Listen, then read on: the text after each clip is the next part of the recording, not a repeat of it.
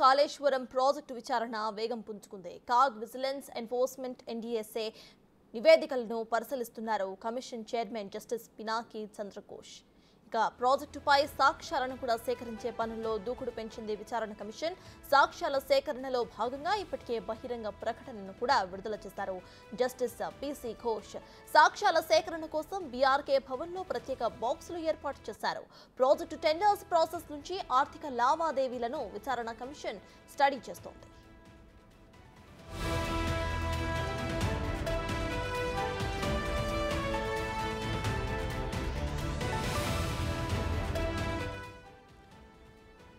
Kaleshwaram project విచారణ వేగం పుంజుకుంది. CAG vigilance enforcement NDSA నివేదికలను పరిశీలిస్తున్నారు commission chairman justice Pinaki Chandra Ghose. ఇక ప్రాజెక్టుపై సాక్ష్యాలను సేకరించే పనుల్లో దూకుడు పెంచింది విచారణ కమిషన్.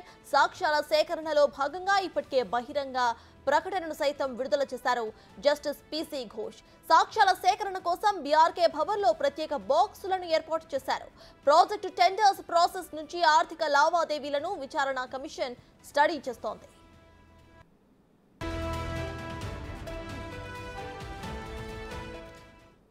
మొత్తానికి కాళేశ్వరం ప్రాజెక్టు విచారణ అయితే వేగం పుంజుకుంది. ఇదే విషయంపై పూర్తి డీటెయిల్స్ ను మా డిప్యూటీ బ్యూరో చీఫ్ సాదిక్ అందిస్తారు. సాదిక్, చెప్పండి, ఇటు బాక్సులు కూడా ఏర్పాటు చేసి ఎవరికైతే ప్రాబ్లమ్స్ ఉన్నాయో విత్ ప్రూఫ్స్ అటాచ్ చేసి బాక్సెస్ లో వేయాలంటూ కూడా ఇటు ఎన్ఫోర్స్మెంట్ బృందాలు కూడా సూచించాయి. అయితే ఇవాళ మొత్తం నివేదికలన్నింటినీ కూడా ఇటు పిసి ఘోష్ పరిశీలిస్తున్నట్టు కూడా తెలుస్తోంది. సో ప్రెజెంట్ దీనిపైన అప్డేట్స్ ఏంటి?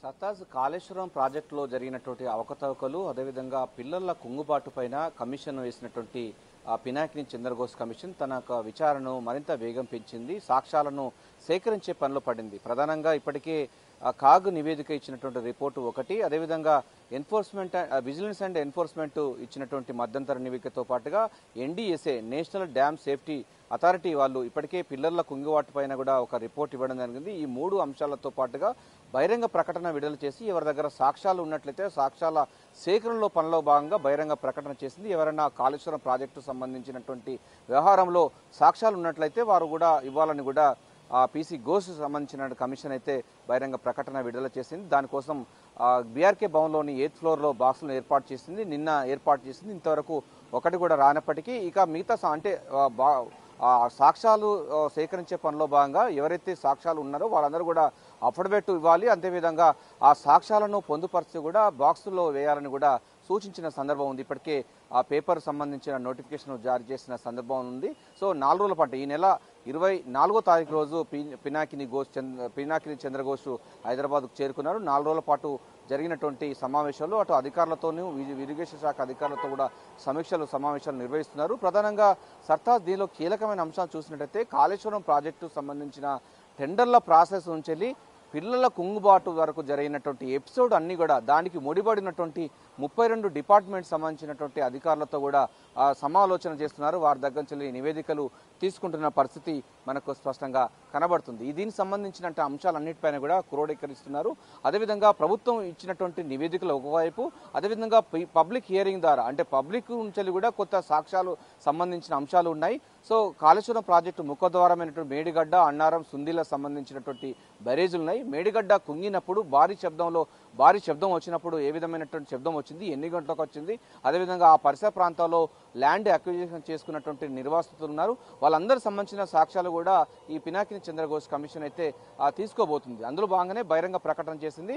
మే 30 తారీఖు లోపు మొత్తం కూడా పూర్తి స్థాయిలో కూడా అఫిడవిట్లు సమర్పించాలని కూడా బహిరంగ ప్రకటనలో జారీ చేసిన సందర్భం ఉన్న నేపథ్యంలో ఇక బహిరంగ ప్రకటన ఇచ్చిన సందర్భంలో వాటికి సంబంధించిన సాక్ష్యాలన్నీ కూడా వచ్చిన తర్వాత ఇటు కాగ్ నివేదికలో కూడా చాలా కీలకమైన అంశం చూసినట్టయితే సత్తా దీంట్లో కాళేశ్వరం ప్రాజెక్టు నిర్మాణం కోసం 1,00,000 కోట్లు వెచ్చించినటువంటి సందర్భం ఉంది. ప్రధానంగా చూసినట్లయితే ఈ యొక్క 1,00,000 కోట్లు సంబంధించిన దానికోసం ప్రత్యేకంగా ఒక కాళేశ్వరం కార్పొరేషన్ ఏర్పాటు చేసి ఆ కార్పొరేషన్ ద్వారా నిధుల సమీకరణ చేసిన సందర్భం అయితే కనబడతా ఉంది. సో దీన్ని వేగవంతం చేస్తున్నటువంటి పిసి ఘోష్ కమిషన్ సంబంధించిన వ్యవహారంలో ప్రధానంగా మనకు పూర్తి స్థాయిలో కూడా సేకరించే పనిలో పడింది. అయితే ఈ అంశం పైన చాలా దూకుడుగా వేరుస్తున్న సందర్భం ఉంది. సో పిసి ఘోష్ సంబంధించినటువంటి కాళేశ్వరం అవకతవకల పైన చేస్తున్నటువంటి పిసి ఘోష్ కమిషన్ నిష్పక్షపాతంగా చాలా క్రియాశీలకంగా పనిచేయాలని కూడా సర్వత్రా కూడా ఉంటున్న నేపథ్యంలో మనతో మాట్లాడడానికి ప్రొఫెసర్ రియాజ్ గారు ఉన్నారు. రియాజ్ గారిని అడిగి కొన్ని విషయాలు తెలుసుకుందాం. సార్, 1,00,000 కోట్లు వెచ్చించి కాళేశ్వరం ప్రాజెక్టు నిర్మించినటువంటి కేసీఆర్ గత ప్రభుత్వము పిల్లల కుంగుబాటు తర్వాత ఒక పీసీ ఘోష్ కమిషన్ కూడా ఏర్పాటు చేసింది. వాళ్ళు కూడా నిష్పక్షపాతంగా విచారణ కొనసాగుతుంది. పబ్లిక్ హియరింగ్ కోసం పబ్లిక్ సంబంధించిన బహిరంగ ప్రకటన చేసి సాక్ష్యాలు ఉన్నట్లయితే ఇవ్వాలని కూడా చెప్పిన పరిస్థితి ఉంది. సో ఇటువంటి విచారణ, ఇటువంటి మామూలుగా మీరు ప్రొఫెసర్ కనుక ఇటువంటి విచారణ ఎట్లా జరుగుతుంది, దాని యొక్క విధానాలు ఎట్లా ఉంటాయి? అంటే వాస్తవంగా కాళేశ్వరం ప్రాజెక్ట్ అనేది తెలంగాణ ఒక రాష్ట్రంగా ఏర్పడిన తర్వాత ఎక్కువ బడ్జెట్ కేటాయింపులకు నిలయమైన ప్రాజెక్ట్ అది. నిజంగా తెలంగాణ ప్రజల యొక్క రక్తము చెమట కాళేశ్వరం రూపంలో నిర్మించబడింది. కానీ కళ్ళంగొండనే కాళేశ్వరం ప్రాజెక్టు కుంగిపోయింది. అంటే కాళేశ్వరం ప్రాజెక్టు కుంగిపోవడం అంటే తెలంగాణ ప్రజల యొక్క సంపద ఏదైతే ఉందో అది గోదావరి పాలైనట్టు, దానివల్ల అది నిర్వీర్యమైనట్టు మనకు అనిపిస్తూ ఉన్నది.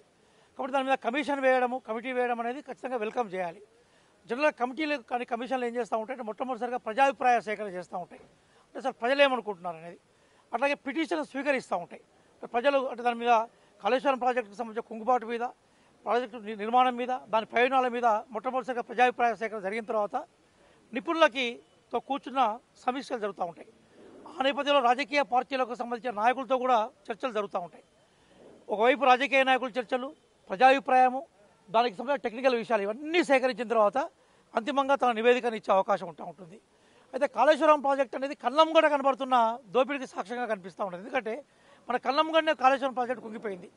మొన్న ఒక ప్రైవేట్ టీవీ ఛానల్లో కేసీఆర్ గారు విచారణలో ప్రజలను కూడా ఇన్వాల్వ్మెంట్ చేయడం ఖచ్చితంగా చేస్తారు. కేసీఆర్ గారు చాలా ఈజీ తీసుకోవడం అనేది మళ్ళీ, ఎందుకంటే తెలంగాణ ఉద్యమంలో చాలా సీరియస్గా పనిచేసిన వ్యక్తిని, జాక్కి నేషనల్ లెవెల్లో నేను రిప్రజెంటేషన్ చేసిన వ్యక్తిని. మేము కూడా కాళేశ్వరం ప్రాజెక్టు చాలా ఈజీ తీసుకున్నాడు. ఆయన ఏమంటాడంటే ఒక చిన్న కుంగుబాటు అంటాడు. ఆయన చిన్న కుంగుబాటు కాదు, అది మౌత్. మొత్తం కాళేశ్వరం ప్రాజెక్టుకి మేడిగడ్డ అనేది ఒక మౌత్. అంటే మొత్తం శరీరానికి, నోరు ఎట్లయితే మొత్తం శరీరానికి సంబంధించిన ఫుడ్ను సప్లై చేస్తుంటుందో, అంటే 3 పనులు ఖరాబ్ అయితే మొత్తం నోరంతా పాడైపోయి నాలుక ఖరాబ్ అయిన తర్వాత, నాలుగే ఖరాబ్ అయిన తర్వాత నీకు ఆహారం ఎట్లా స్వీకరిస్తావు? ఆహారాన్ని నువ్వు తీసుకోకుంటే నీ బాడీ ఎట్లా ఫంక్షన్ అవుతూ ఉంటుంది? కాబట్టి నోరే ఖరాబ్ అయింది, మౌత్ ఖరాబ్ అయిందని మనం చెప్తా ఉంటే ఆయన చాలా తేలిగ్గా తీసుకున్నాడు. అట్లా తేలిగ్గా తీసుకోవడం అనేది రైట్ కాదు. రెండో అంశం ఏంటంటే అంతకుముందు మనకి ప్రాణహిత చేవెళ్ళి అనేది గ్రావిటీకి అనుకూలంగా నిర్మించబడే ప్రాజెక్టు కదా. గ్రావిటీకి అనుకూలంగా ఉన్న ప్రాజెక్టు తీసుకొచ్చి నువ్వు బేసిక్గా లిఫ్ట్ ఇరిగేషన్కి ఇది మారుస్తేవి. కాబట్టి ఓవరాల్గా విచారణ జరగాలి. ఆ విచారణలో దోషులు తేలాలి. ఆ దోషులు కఠినంగా శిక్షించబడాలి. ఎందుకంటే దోషులు మొత్తం తెలంగాణ ప్రజల యొక్క సంపదను మింగిన వాళ్ళు కదా. నిజాలు ప్రజలకు తెలిసే క్రమంలో ఆ కమిషన్ పని ఆరంభించింది. త్వరితగతిన రిపోర్ట్ రావాలని కూడా ప్రజలుగా మేము అందరం కూడా కోరుకుంటా ఉన్నాం. ప్రధానంగా సత్తాస్ అంటే పినాకిని చంద్రఘోష్ కాళేశ్వరం ప్రాజెక్టు అవకతవకలపైన విచారణ వేగవంతం చేసింది. అయితే ప్రజాభిప్రాయ సేకరణ కోసం బహిరంగ ప్రకటన చేసింది. ఆ ప్రకటన ప్రకారంగా ప్రజలందరూ కూడా ఎవరైతే సాక్ష్యాలు ఉన్నాయో వారందరూ కూడా బీఆర్కే భవన్లో బాక్సులో వేయాలి. ఆ తర్వాత విచారణ అంటే ప్రజాభిప్రాయ సేకరణ పరిలో తీసుకుంటారు. అదేవిధంగా కాగ్ నివేదిక, విజిలెన్స్ అండ్ ఎన్ఫోర్స్మెంట్ నివేదికతో పాటుగా ఎన్డీఎస్ఏ రిపోర్టు, ఈ 4 అంశాలను క్రోడీకరించిన తర్వాత దీంట్లో సంబంధించిన టెక్నికల్ ఆస్పెక్ట్స్ అంతా ప్రకటించి ఎవరు దీనికి సంబంధించినటువంటి దోషులన్నది కూడా నిర్ధారించబోతుంది. జూన్ 30 కల్లా పూర్తి స్థాయిలో రిపోర్ట్ వచ్చి కాళేశ్వరం ప్రాజెక్టులో దోషులు ఎవరన్నది బహిర్గతం కాబోతుంది. Sattaj, over to you. Right, thank you Sadiq.